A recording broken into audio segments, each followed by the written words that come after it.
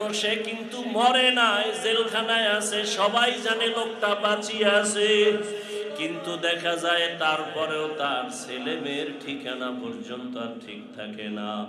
তার রেখে যাওয়া বাড়ি, তার গাড়ি, তার সম্পদ কেমন যেন সব বিলীন হওয়া যায়, আর আগের মতো বাড়ি পায় না, গাড়ি পায় না, কেমন এক বিরান ভূমির মতো। দুনিয়াতে জেলখানায় চলিয়া গেলে সব কিছু হাত ছাড়া হয়ে যায়। ওরে আজরাইলের হাতে যেদিন ধরা পড়িয়া যাব,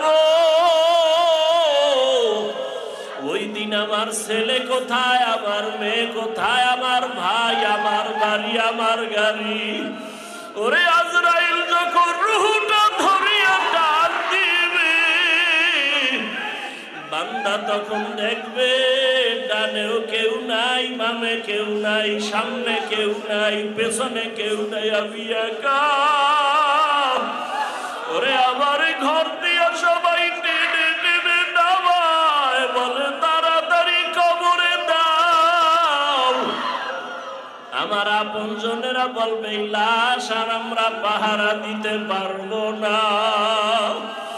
ও আল্লাহর বান্দারা, রমজানের মাঝে আসছো, কি হালাত অন্তরের, আমার মাওলাকে অন্তরে জায়গা দাও।